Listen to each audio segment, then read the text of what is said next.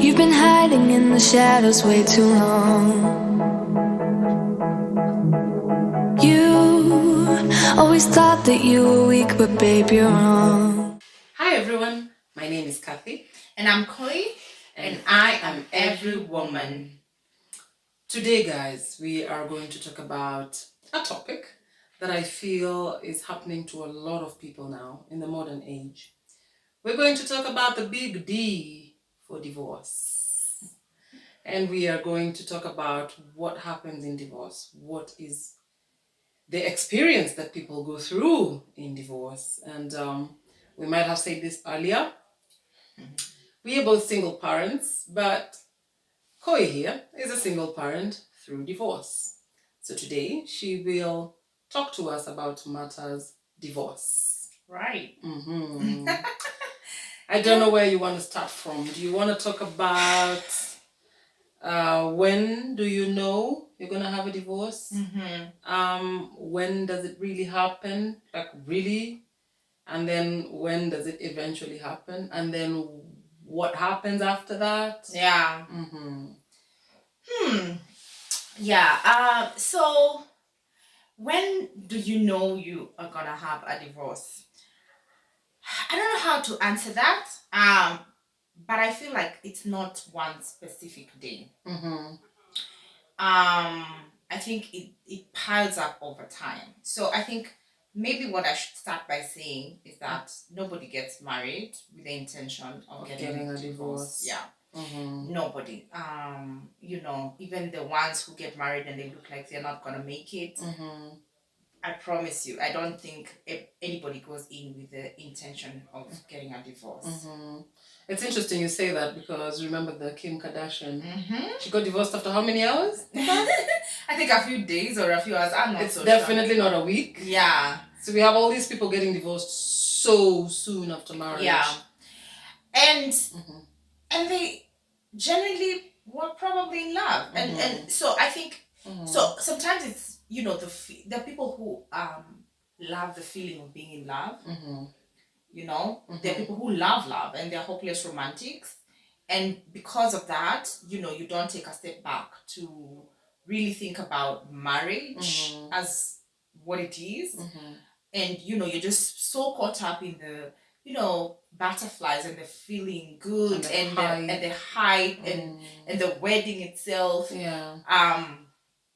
So I genuinely believe that nobody goes into marriage with the intention with to the get intent. divorced. Yes. Yeah. Regardless of whether you were in lust or in love, the intention of marriage is to enjoy the person or the partner that you've chosen for the rest of your life. Now what happens is, after the hype, after the wedding, after the honeymoon is over, then real life kicks in. And your true person comes out. Yours and your partner as well.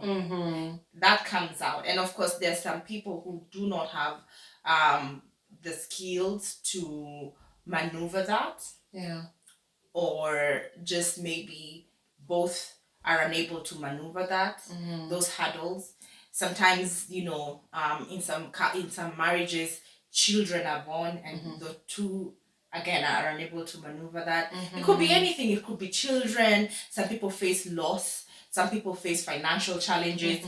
Some people face just even their view in life and their goals in life become different. So all these hurdles happen, and if you're unable to maneuver that as a couple, ultimately at some point you might discuss divorce and even eventually go through it if you're unable to maneuver some of that. So in my case, for example, I feel like there are two versions or two stories that I tell. One story is the story that my version of why I got divorced before I had a journey with myself. That self-discovery journey that we've been talking about, that inner work. And then there's another story that I feel like is the true story now because of the fact that I've done the work, I've put in the work, and I'm able to be a bit more honest. So if I start with the first one, the initial story, if you asked me 3 years ago when I realized that I wanted a divorce, I'd tell you maybe at the 3-year mark or at the 4-year mark. That's when I started realizing, oh my. 3 years after the wedding. 3 years after the wedding. Yeah. That's when I started realizing, oh, okay, there's one thing after the other, and I started asking myself, am I really seeing myself gray and old with this person? And I couldn't see that picture, and I started realizing, oh wow, this looks like it will end up in divorce. But even at that point, the 3-year mark and 3-4-year mark, it was a maybe, not a certain. It wasn't certainly I'll get a divorce, but it was a maybe. But then after I actually went through the divorce, and of course at that point I really had to introspect and just think about who I am, and I started being honest with myself. I realized that I knew that the marriage wouldn't work way before we even got married, like before the wedding. Yeah. So I would say it's not you just need to be honest with yourself. There's always red flags. There's always red flags and excuses, and we make a lot of excuses for people's behavior. Yeah. We make excuses for our own choices, bad or good. And in my case, I know for a fact that even before the wedding, I knew. It's just that I wasn't honest with myself. Yeah. Do you feel like if you had this journey, this self-discovery before or maybe earlier on in the marriage, that this awareness would have come earlier? Or yeah, of course. Yeah, because at the 3-year mark, when you realized you don't want to grow old with this person, do you think those things that you saw at the 3-year mark were there, you just weren't seeing them? Yeah. Or were they now coming out at the 3? Yeah. After 3 years. So those things were there.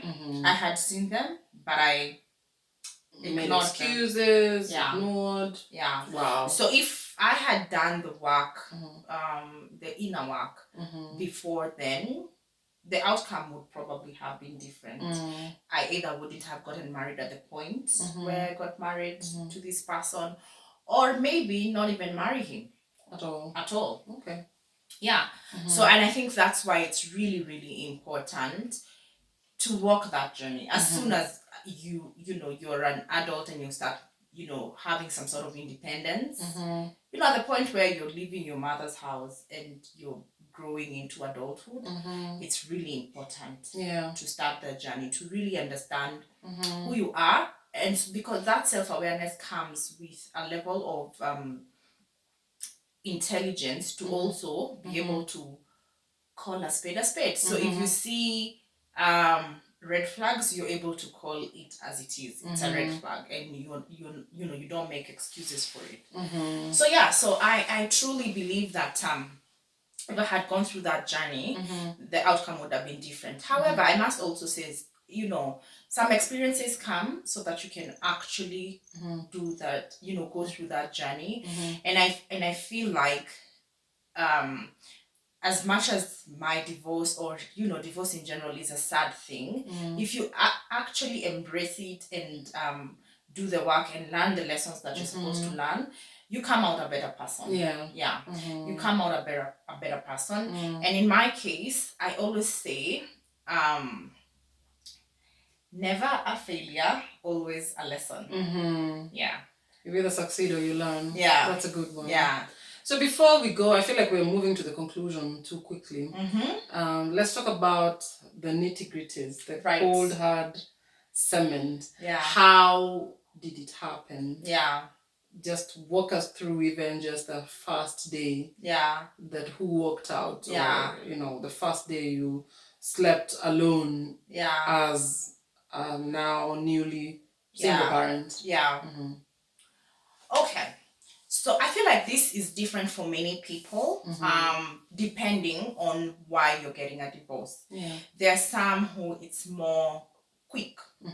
So for example, if it's something big that has happened, it will be quicker for, I don't know, maybe if you're you found there are some people who cheating, for example, is a big no-no, and the moment you find out, that's it. And in some divorces, and I truly believe in most cases, it's something you think about over a period of time, so that by the time you're getting to that point where you're physically separating, you already almost have started The work. before. So in your case, this had already started. Yes, in my case, I feel like by the time we were physically separated, I don't think we were married, or I would say emotionally attached, for at least a year and a half before. The emotional separation had already happened. Yeah. Like a year and a half before. Yes. Wow. Yeah. You're just going through the motions and keeping up appearances. Yeah. You get to a point this person feels like a roommate. And at that point, I would say, especially if you're going through this, I would say at that point, it can be quite toxic, even for the children, especially for the people who are living in that household. Not just children, it could be nannies, it could be siblings, for anybody living in that space, because the tension is so loud, you can cut through it. So it's quite a difficult time, and I would say, if you get to that point, make your decision quick. And sometimes it might not be divorce, but even just that physical separation for a while, to avoid that tension, until you're able to really clearly think about what you really want. So in my case, that was the situation. And so by the time we were physically separating, emotionally, I already knew that I want out. And I was ready for it now. I was ready, or so I thought I was. How did it feel? Take us through the first day. Yeah. So the first day, so actually he left. He's the one who left home. And I remember thinking, yeah, it's about time. And I thought I was fine. And that's what you wanted, isn't it? Yeah, that's what I wanted, right? And I remember thinking, after he left, it was like, okay, so what now? Do we cook dinner and just eat as if nothing has happened? It's like there was this abnormal silence in my life. It was just... Who should you be mad at now? It wasn't even... He's left. Immediately after he left, like at the moment he left, like he took his stuff and left, like for the first hour, it was so quiet. It was so... The silence was so loud. I mean, the TV, for example, in the house was playing, but it was so quiet. I don't know how to explain it. It's just... It's like I got into this vacuum. And nothing was moving, and there was no movement, and there was no noise, and it was just silence, like just silence. Yeah. I think maybe the other moment I was just absorbing that he's actually left.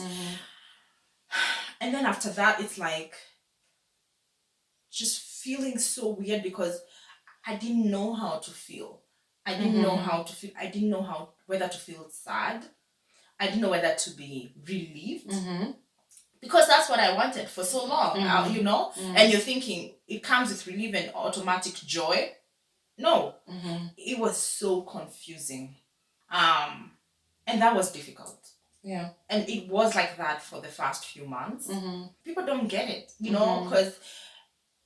And I understand why they wouldn't get it, because, for example, if it's your close friends, before the actual separation happens, you would, maybe tell them about the bad experiences you're going through in your marriage, right?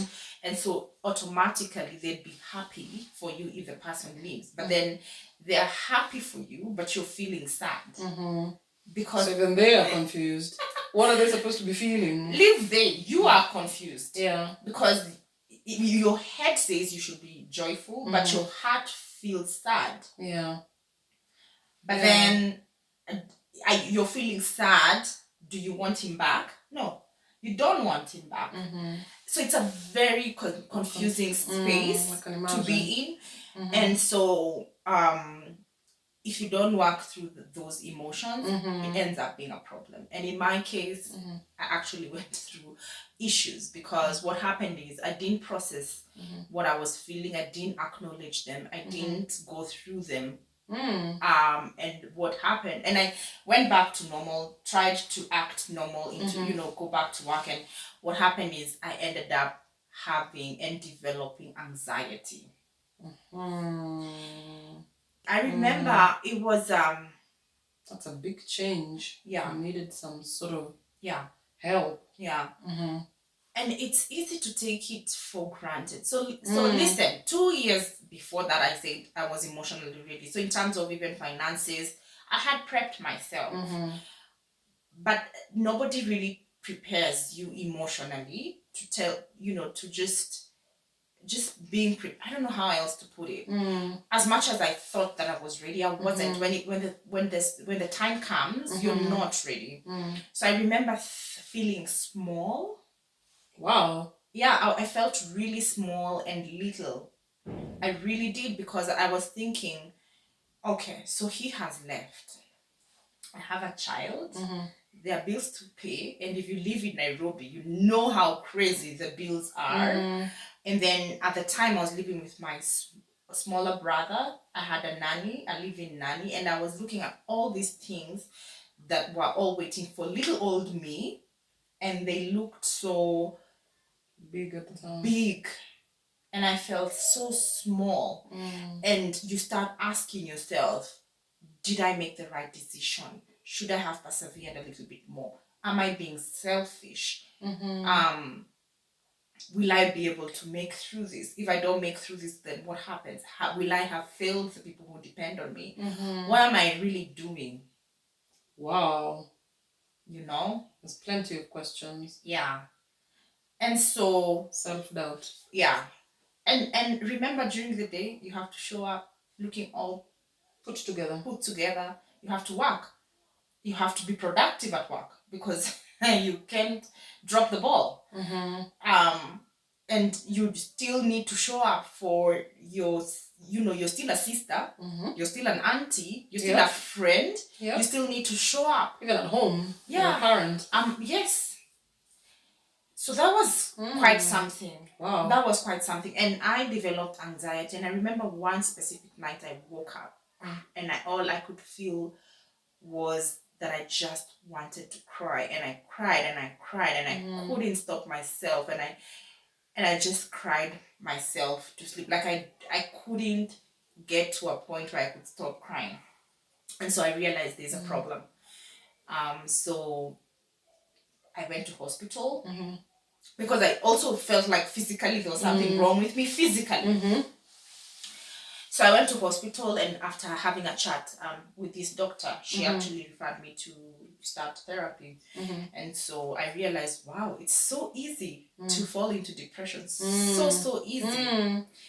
And it's just because you don't have the skills to manage some of these emotions. And remember, you see, for example, like with divorce, as I mentioned, society expects you to be happy. That's because it's supposed to be a relief. But then this is someone you have lived, you have known for so long, your life, like in my case, I had been married 7 years. And so this is someone who had been in your life every single day for 7 years. And then now it's like, just all of a sudden, just hold that thought, because when death happens, it's announced and everybody knows. When divorce happens, it's not announced. No. It comes out as a rumor. Yeah. I think he left. Yeah. Wait, did he leave? Yeah. Yeah, I saw her the other day. Yeah. And she doesn't talk about him. Yeah. So first things first, how many people know? Yeah. There's very few people who know. Yeah. To start with. Yeah. So there's not even support. Yeah.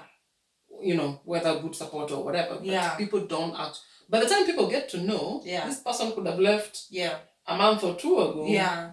And even the ones who know are expecting to even almost throw you a divorce party. And you're thinking, no. no, this is not it. This is actually not that's not what I wanted. I was married to this person. I wanted it to work out. I am feeling sad.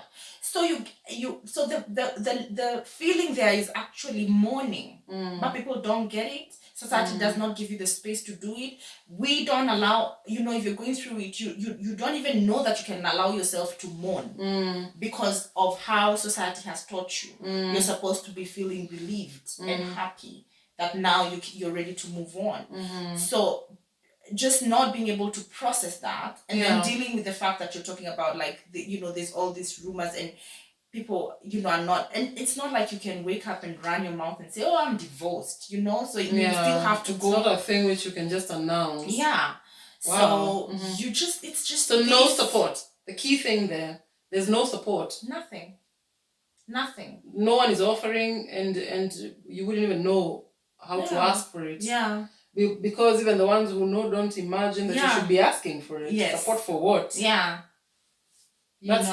That's tough. It's tough. Yeah.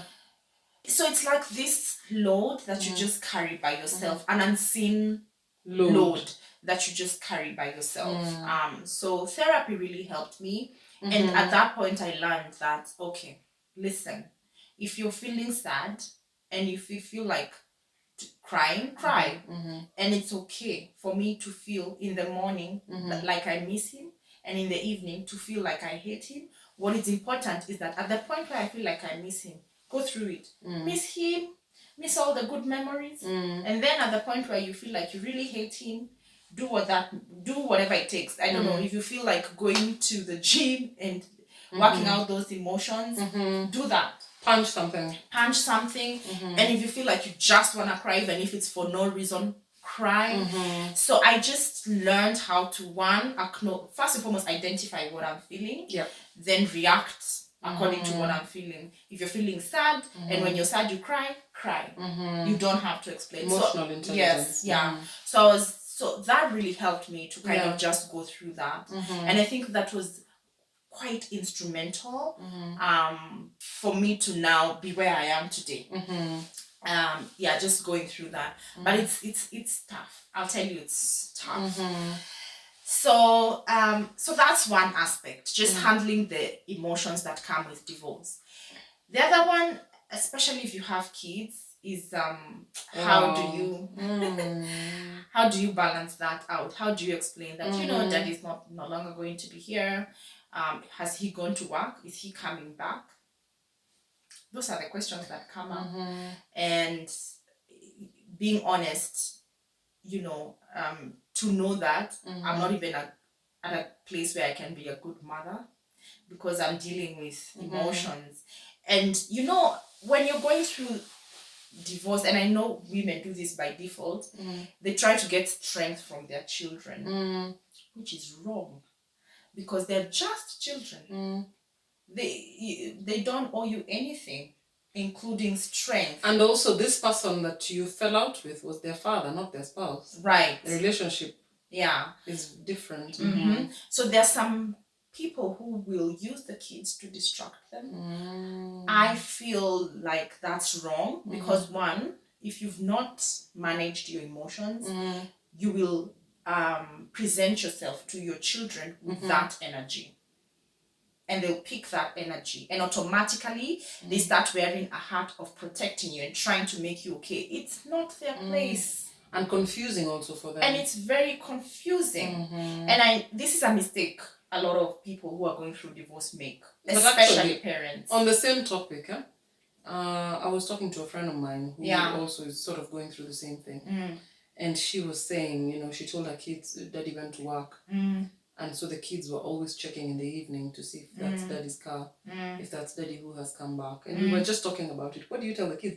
At what point how soon is soon? And also, they're young. Sometimes they're quite young. What do you say? I feel like the one thing I'd say is don't lie. Depending on the age, I would say something like, daddy and mommy have a small disagreement, and you can even use examples of maybe their friends, because they also understand what a disagreement is. And so daddy has taken some or if it's mommy has taken some time out. Mm-hmm. Especially if you don't know for a fact that because sometimes it could be a physical separation that might not lead to divorce. Yes. So you can say daddy has taken a little time out to think through his emotions, or just daddy has taken a little time out. Yeah. If you know for a fact that you're actually going through divorce, then I think that's a bigger topic. That maybe if you're in a good, if you're cordial with your partner, then you can discuss on how to talk to them about it. It would be ideal if both of you do situation, it, yeah. but It sometimes hardly ever is. but sometimes that's almost impossible. And so if you're the custodian, whether you're the mother or the father, if you're the one going to live with the child, I think the most easiest way to do this is just say, sometimes adults love each other very much, but things don't work out, and keep reassuring them that it's not about them. Let them know that. And then, but most importantly, especially if you're the one who's the custodian, make sure that the child and yourself open the lines of communication between the child and the other parent.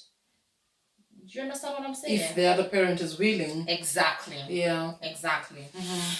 So anyway, going back to what I was saying, saying when you're going through that, the one thing that you shouldn't do as a parent is use your children as a distraction, because now it's, oh, let me focus on my children. It's good, but make sure you are emotionally at the right place to be able to do that. If you've not dealt with the anger and all those things, be honest with yourself and say, I can't show up for my kids. I don't have the ability to do that now. And at that point, get a support system. Yeah. Get a support system. Because whether you like it or not, those emotions, you will feel them. They will come. And you do not want to show up for your kids with that energy. Yeah, because that's exactly what you're passing on to them. Yes. And at that point, if it means that they need to stay with a family member, a friend, even a good nanny, this is modern day, then one, accept that the situation is as is, and you're only doing this so that you can show up for them tomorrow a better person. You know? Take your time out. Yeah. Take your time out. Get support. Yeah. Get the support you need. So for example, like for me, I was not home a lot of times, by the way, during the initial months when I was going through the raw emotions. And I'm so glad that at that time I had a nanny sent from heaven, because she was just like a mother. And my child was so comfortable with her. And I had to really just forgive myself and say, for now, I just have to support her to be there for my child until I can be there for her. And, I would still do the usual check on homework, etc.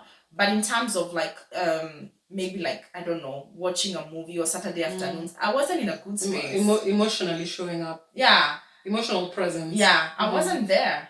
So instead of me bringing my negative energy, I just make sure that they are okay and they're having a good time. And I would, take my time, whether it's going to have a drink or just locking up in my room or, whatever that looks like, taking a walk until I knew that I was, at a place where I could be there and be present and in the moment. Walk through it. Yeah. So I think that's one thing that I would say, if you're going through divorce, especially when it's new, just be aware of that. Yeah, if you're a parent. Get a support. Yeah. And I think in a very, I don't know whether to call it a similarity or what, but I feel like in my earlier video about widowhood, there's a similarity there. The only way to deal with the pain is walk right through it. Right. Yeah, you have to deal with it. Yeah. Yeah. No two ways about it. Because if you don't, you're postponing it. It will show up. It will manifest in one way or another. So maybe what you can tell us now at this point is was there a surprising thing that came with widowhood? Was there something that stood out that you didn't imagine in the larger picture you never thought would happen? Wait, a lot of things. I don't know where to start, but yes, a lot of things. Yeah. Number one is how much divorce costs you. Wow. And lawyers and all. Yes, and I'm not just talking money-wise. I'm talking money, time, and also effort and your integrity and just dignity. It costs you a lot. Okay, let's start with the money. Of course, you have to hire a lawyer. It's not cheap. And it's a long, lengthy process. So depending on what agreement you have with your lawyer, I don't know, maybe you're paying a monthly stipend or whatever that is, it's expensive. Yeah. The other thing is that it costs you time because, as I said, it's a lengthy process. In Kenya specifically, we don't have, I think in the Western world, you can both mutually agree to divorce and that is a good enough reason. In Kenya, that's not a good enough reason. I think you have to prove infidelity or cruelty or something like that. Like there are specifics. So because of that, you have to write a statement to your lawyer. Then they have to share it with your spouse's lawyer, and then that is shared with your spouse, and then he has to respond. So silly. Here are two people who want to break up. Yeah. But you have to convince the law. Yeah. That you have to allow you to break up. Yeah, because the Kenyan law is very pro-marriage. And so you have to prove that all this has happened. And then on top of that, you also have to prove that you've done everything to try and resolve. So sometimes they may even say you need to go to therapy. If you were married in church, have you involved, in some cases. So just being able, just going through the fact that the market details of writing that down. Remember, you've been trying to move forward, right? Yep.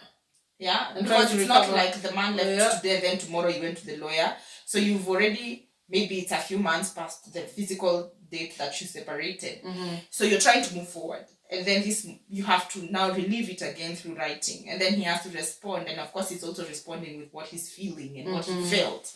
And it's just, oh my gosh, it is so time consuming. Remember, you're still going to work. You're still parenting if you have a child. Yeah. So it's like 2 steps forward, 5 steps back. Oh, wow. 2 steps forward.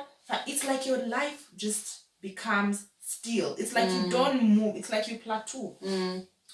So that's the issue of costing you time. Then there's the issue of costing you your dignity because, as I said, you have to spell out. So if it is infidelity, you spell out everything. It's like to the judge, to even the lawyer, because you have to write before it even gets to the judge. Oh wow! To the lawyer, you have to spell it out, right, and talk about all these things on paper. And these are maybe people you don't know.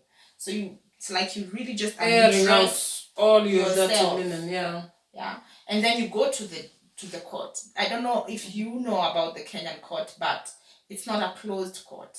So they'll have cases and you'll be told your case will be had like at 10, but you all sit there from 9 in the morning to whatever, and you stand up and you say, all those issues in front of not just the judge, but the public who's there for other cases. I'm not laughing because it's funny. It's just, oh my gosh. It is just a mess. And maybe you showed that maybe you're someone very important in society. Let me tell you. You're reduced to just a couple who are going through divorce. Wow. It's a mess. It costs you a lot. It costs you a lot. And so it's not an easy thing. It's not an easy journey. And so if you see someone who's divorced and they're not quick to do a divorce party, please just understand them. They're just, in fact, if it can quietly just down and they can, quickly get to some sort of normalcy, that's what, they're looking for. Yeah. So, that was quite surprising, just going through those, and sometimes you're just mentally tired. You're thinking, you receive your response from him and it gets you mad and you're feeling all these things. It's just a mess. So that was surprising. I think the other surprising thing is how much you can be in love with someone for a few years and then how much you can hate them. How much the coin can flip on the other side in just a short time. I don't even know how to explain this. It's just... But like they said, there's a thin line between love and hate. It's so true. Oh, wow. It is so true. And I think this one, especially if you're co-parenting or you have children together, this comes out so strongly. Let me tell you why. If you're going through divorce and you don't have children, at the point where you're granted your divorce, that's it. You don't need to deal with this person. You never need to see them again. But if there are children involved, and especially where both parents want to be involved in the children's lives, guess what? You have to deal with this person until your children are 18. And co-parenting is the biggest challenge, I think, in all this, especially where children are involved. Let me start by saying, in Kenya, again, with the Kenyan law, divorce does not determine how you handle the children. In fact, after, I remember my final court proceeding, the judge told me, I hope you understand that this is a divorce. It just means by law, you're physically separated from this man. However, if you need to have any lawful agreement about your children, you need to go to children's court. There's a different court for that. So you start afresh. So, honey, if you're listening, divorce does not give you the authority to start asking for child support. No, if you want child support, there's children's court for that. I think I see now why some people stay separated for years. It's a lot. 20 years. It's a lot. And never just go through the law. Yeah. Wow. So whatever amount of money you had spent with the lawyers and time to go through divorce, you will need the same amount of money and time and emotional spend to go through children's court. And of course, this one gets a bit more emotional because it's children involved. But if you're able, the two of you, to just agree, yeah, would you need to go to a children's court? You don't need to. Okay. But the thing is, let's be honest with ourselves. When we're going through divorce, most times people will use children as collateral, a weapon to fight back, as a weak point, to spite the other person. Yeah. So it's almost, I would say 80% of the situations. If you know your spouse might in the future use that, then you might as well have some official arrangement. Yeah. So, and it's very rare to find a couple that is agreeing. That's what I wanted to say. And of course, it's also because there's also a financial aspect. Maybe whoever wants to live with the child, the other one needs to pay child support. And so it gets really messy. It gets absolutely messy. And at that point is when you realize this person that you once loved and laid down with is a person that you can hate to your last much intensity. I know. Yeah, because now it's a game of ego. Even it's a game of who will, And my advice is to everybody going through divorce. Let me tell you, at that point you really have to have done the work so that you separate those issues. Your relationship with your ex or your spouse has nothing to do with the children. Zero. Those are actually right there. There are 3 different relationships. Your relationship with your spouse, and then, which is a romantic one. Then there's your relationship with your child, which is yours and the child. Mother or father, child relationship. Then there's the child's relationship to their spouse, with his father or mother, whoever it is. 3 different relationships. And out of those 3, one does not concern you. Oh, yeah. So how your child relates with your divorced, now ex-spouse, has nothing to do with you. No. It has nothing to do with you. And I want specifically to talk to ladies, especially because I'm not saying that, men don't go through this, but statistics have shown that, a lot of, in fact, even the law gives custody to the mother first. So women are prone to go through this a lot more because by default of how society has been set. Don't use your child as a, way to pull strings with your ex-spouse. It's very easy. If you find yourself saying things like, or telling your child, oh, your father doesn't do, oh, Alipi, he's not paying school fees, and you're very bitter about it, ask yourself whether it's coming from a point of you and him, his relationship, because those are 2 different things. Yeah.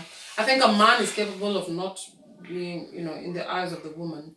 He might not have been the spouse you wanted, but he could be the father of your child. Exactly. He could still be a good father. Exactly. And remain a not good spouse for you. I think it goes for a lot of maturity though. to see that, huh? Let me tell you, it is so hard.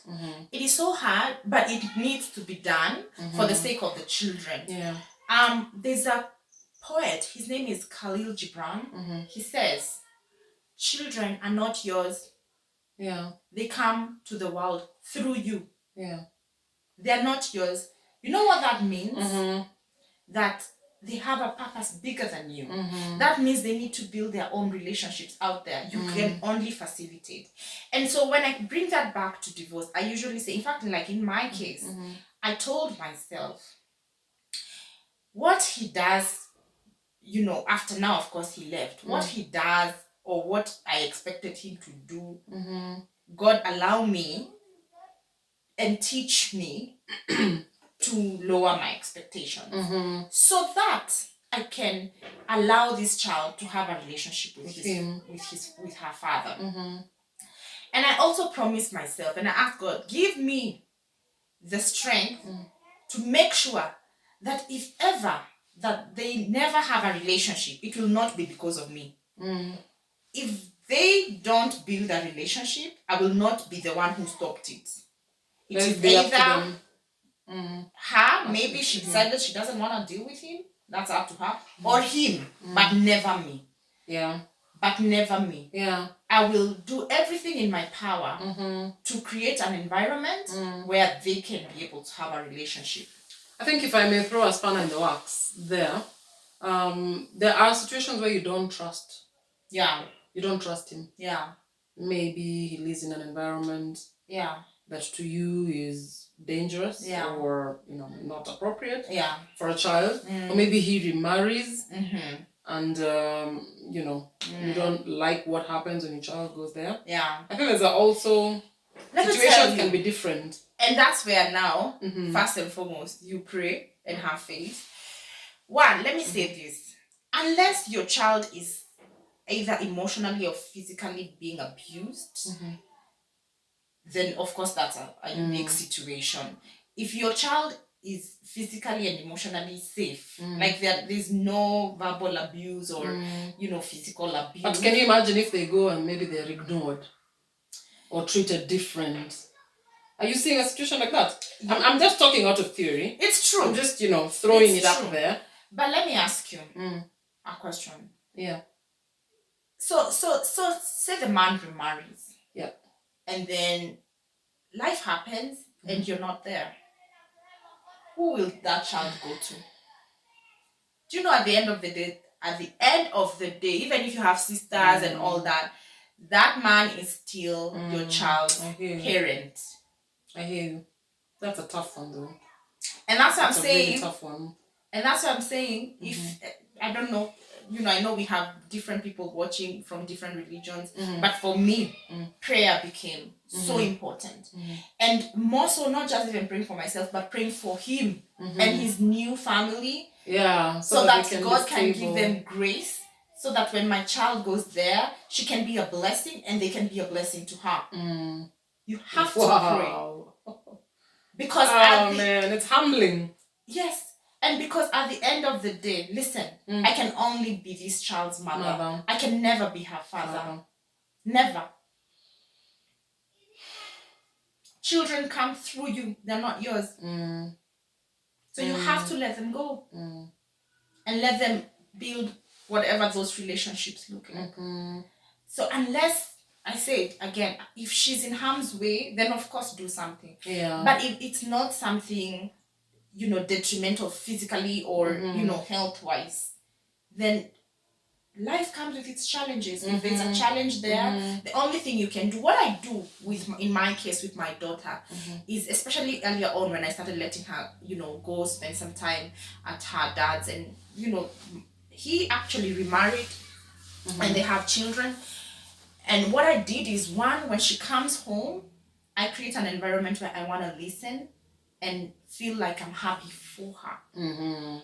And so if you feel like you've not healed, please lock yourself in the bedroom, feel whatever if it's jealousy, whatever that looks like, deal with it.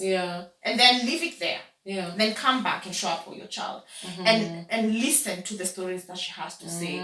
Listen Because also she needs to feel like she can talk to you about exactly the other side without hurting your feelings, without having to think. She needs to be a child. She needs to be it's not in her place to start thinking about your emotions and how you're feeling. Exactly. That's not her job. So you shouldn't bring that energy there. She needs to be free with you. Her mother, she needs to be free with you. And so that's why I'm saying you have to know who you are and be strong in the decision you make, and also just be able to let go of the other situation.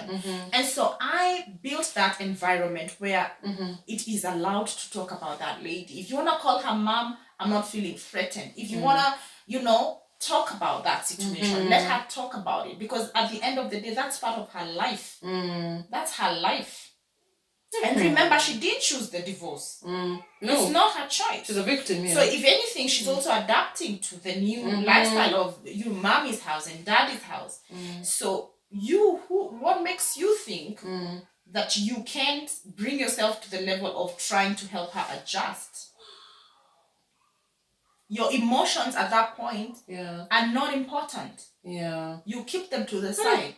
You really have to make peace. Yes. With everything.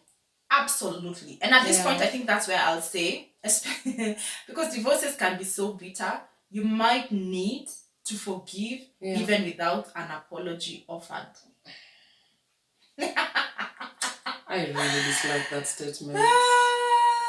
I really dislike that statement. But it's true, and it's the reality. You might need to forgive people, or in this case, your ex, even without an apology offered. So that you can be at a place where you can now have stable feelings. Yeah. So sometimes when I'm talking to people and they and they listen to what I have to say about my ex and all that, and people think like it's all rosy. And what I tell them is that divorce has taught me many things, but one thing it has made me realize is that one, we are all God's children. All of us, myself, himself. So if I'm feeling sad and I was going through a panic attack and all those anxiety issues, he was probably going through the same. And if I feel like I needed God's grace, he also needs it. He's also God, a child of God. I am not more important than him. And so when you understand that, you understand that if you're going before God to ask for forgiveness, what makes you think you deserve that forgiveness if you can't forgive him? And he also went to God to ask for that same forgiveness. That's high level emotional intelligence, I would say. Yeah. So it's not easy, of course. I've been divorced 5 years now. Oh wow. And I'll say, get to a point where you can actually even pray for that man or that woman that you're divorced from. Get to a level where you can pray for them. And I say pray for them as a person, because if they are your child's father, you want your child's father, you want your child to grow up with his father. So pray for his life. Pray for his health. Not for your benefit, but because that one, you're all God's children. So nobody deserves, health and wealth and life more than the other. And two, because what does that mean for your children or your child? Wow. Yeah. So I think that's that journey of just co-parenting and identifying those two different issues, my relationship and the child. That was a difficult one. That was a hard one. That was a difficult one.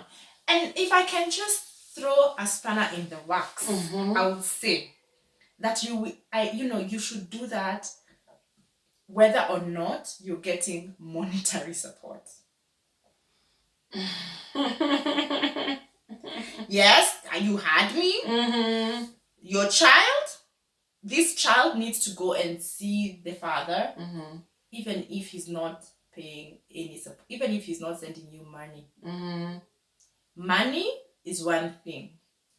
This child, when this child grows up, they won't remember how much money the father didn't send. They'll only remember that the dad was never there. That's true. I'm not saying don't ask for monetary support. Of course, children are expensive. Yeah. Yeah? Yeah. But those battles, fight them elsewhere. Yeah. Fight them elsewhere. If you need monetary support, fight it elsewhere. But don't use your child as bait. Yeah. No. Yeah. I think a child needs money. A child needs time. Yes. And presence. Yes. If your ex-spouse can provide any, yes, he might not be able to provide all, but he can provide some of it, then I think you should be able to allow him. Yeah. And especially if you start saying, "Ata alipangi school fees, so ataenda kumuona." If you find yourself saying that, that means you need to do some work. You need to do some work. You know? Because he could pay the school fees, but never show his face. Yeah. Is that any better? I don't know. Is it any better? Of course not. Remember, at the end of the day, even you, when you talk about, as a grown-up, when you're talking about your dad, you talk about, oh my God, he paid for this and paid for that. No. You just remember. See, he took me somewhere. He took the day he did this, the day I was That's with him. That's true. Those are the memories a child keeps. Yeah.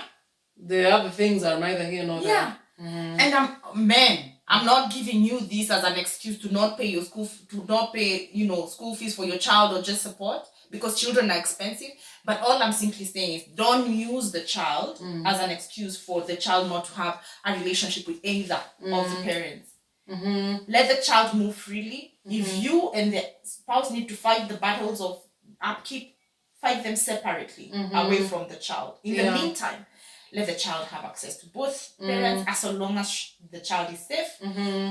That should be the case. I think even for perspective, I will just say that before we decided to start doing these talks, I'm Every Woman, we used to talk a lot. And I remember one time you saying that the girl has gone to be with her father.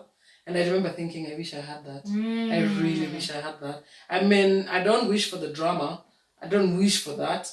But for a minute there, I thought to myself, maybe it would have been so much nicer if he's somewhere. The children would have still have had a relationship. So I think it's good sometimes to put things in perspective. I hear what you're saying. Yeah. I get what you're saying, because with you, he's not there. It's not even a possibility. It's not even a possibility. Yeah. Money aside. Yeah. You would just wish that he was there somewhere. Yeah. I just know. to have a relationship. It's about counting your blessing and looking at the glass half full rather than half empty. That's true.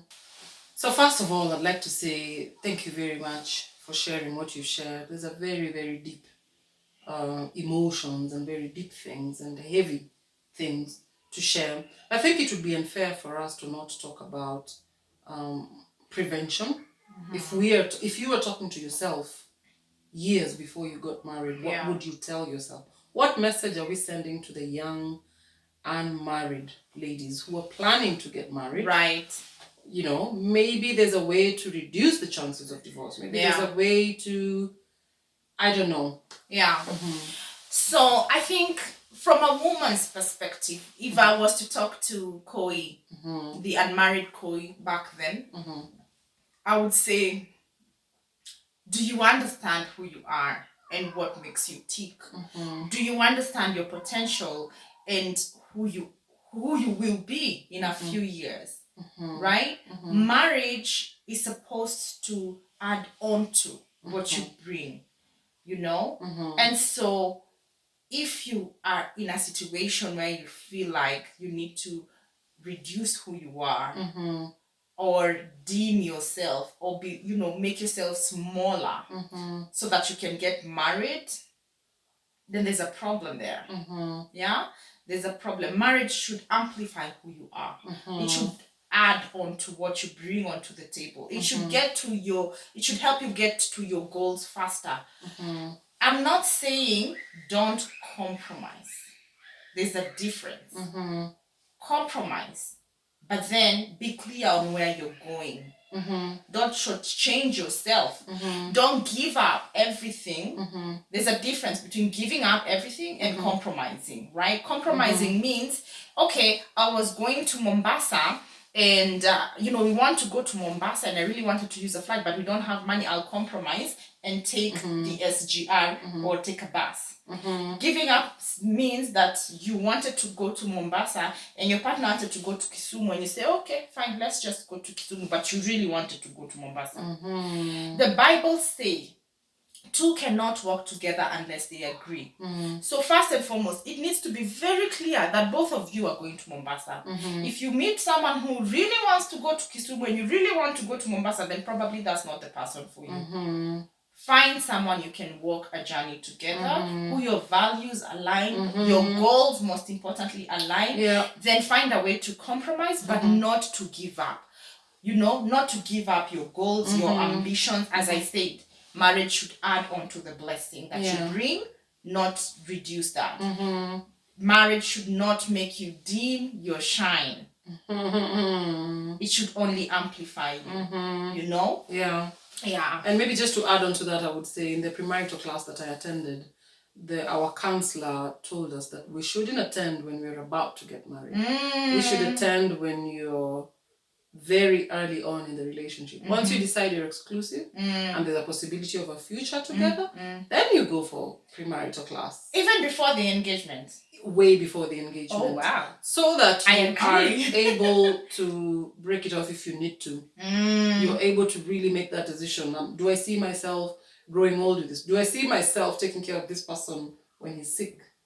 Do I see myself walking next to him when he's going through some crisis or other? Is it something I actually feel internally that I can do? That's right. Yeah, and there you can pick up all the you can decide what it is you can live with and what it is you can't live with. Before the dowry is paid and too much people are involved and it becomes so hard and messy. So that makes it so much easier to ignore red flags. Because especially if people are involved, so much money, financial, and you're worried about disappointing. It's way harder. I think I really like that, and it gives you an opportunity to present yourself 100% and see the other person for who they really are. Because again, marriage is not 50-50, it's 100. So if you're not whole and the other person does not come in whole, then you're probably setting yourself up for failure. I agree. Thank you very much. Really, I think in this day and age there's so many people getting divorced, and what we're trying to do here is to bust this whole thing of judgment and all these things. So you made a mistake, it was yours to make. The correction is also yours to make. And I feel like there are a lot of lessons to draw from it. But I like the part where I love happy endings. There's life after divorce. Yes, indeed. Make no mistake, divorce is not being advocated for here. We're not saying, go quickly and get a divorce. I think you have spelled that out nicely. But if you need to, you don't need to die in a marriage. You don't need to die physically or die emotionally.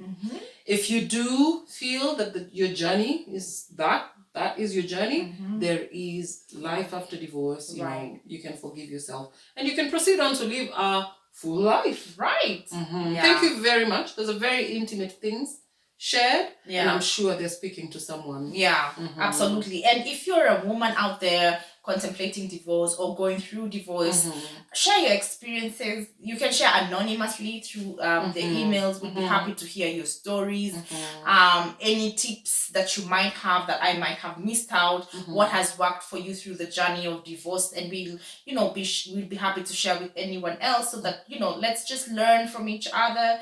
And there's no right or wrong, there's no manual to go through these. So what has worked for you could be very helpful to someone else. So please just let us know, some tips, comment. If you have any questions, if you're planning to go through divorce and you have questions on where to start, lawyers to see, just comment or email us, and I'll be happy to share direction on that.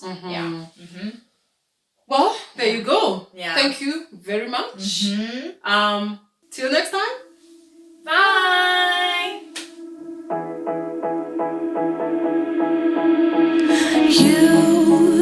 You've been hiding in the shadows way too long.